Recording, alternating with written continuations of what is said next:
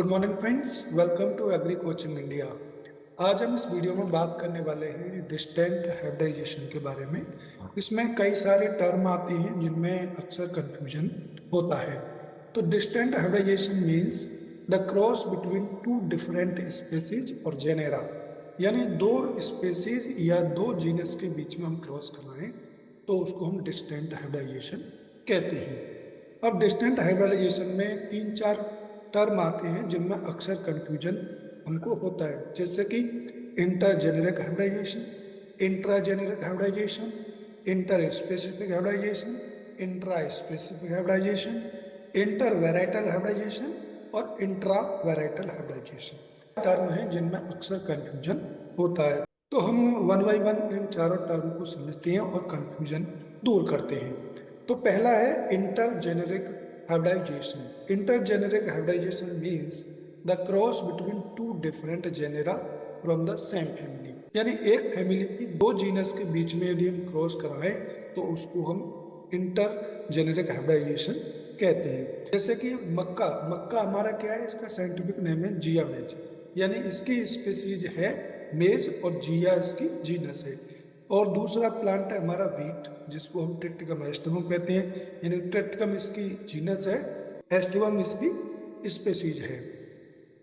तो ट्रिटिकम और जिया के बीच में यदि हम क्रॉस कराएंगे तो इसको हम इंटर जेनेरिक हाइब्रिडाइजेशन कहेंगे, और इसका जो हाइब्रिड मिलेगा उसको हम इंटर जेनेरिक हाइब्रिड कहेंगे।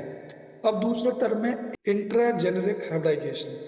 तो intra generic hybridization means the cross between two different species from same genera, यानी एक ही जीनस की दो स्पेसीज के बीच में यदि हम क्रॉस कराते हैं तो उसको इंट्रा जेनेरिक हाइब्रिडाइजेशन कहते हैं। जैसे कि एक जीनस है ट्रिटिकम, और ट्रिटिकम की दो स्पेसीज में हम क्रॉस कराएं, जैसे ट्रिटिकम एस्टिवम और ट्रिटिकम ड्यूरम।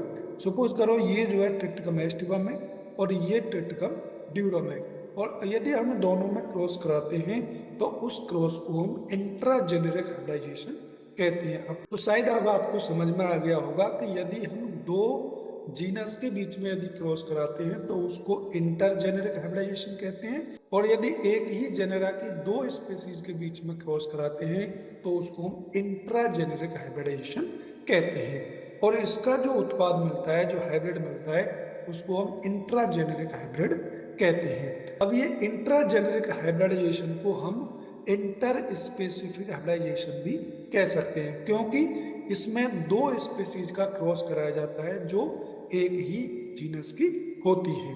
तो इंट्रा जेनेरिक हाइब्रिडाइजेशन और इंटर स्पेसिफिक हाइब्रिडाइजेशन सेम है, या आप इंट्रा जेनेरिक हाइब्रिडाइजेशन कहें या इंटर स्पेसिफिक हाइब्रिडाइजेशन कहें। तो आपको समझ में आ गया होगा कि इंटर जेनेरिक हाइब्रिडाइजेशन और इंट्रा जेनेरिक हाइब्रिडाइजेशन में क्या अंतर है।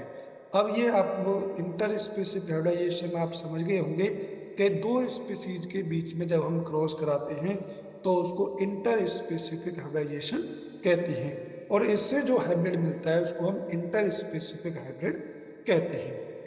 अब बात करते हैं हम intra specific. Intra specific means the cross between two different varieties of same species, यानी एक स्पेसीज की दो वेराइटियों के बीच में हम क्रॉस कराएं तो उसको हम इंट्रा स्पेसिफिक हाइब्रिडाइजेशन कहते हैं।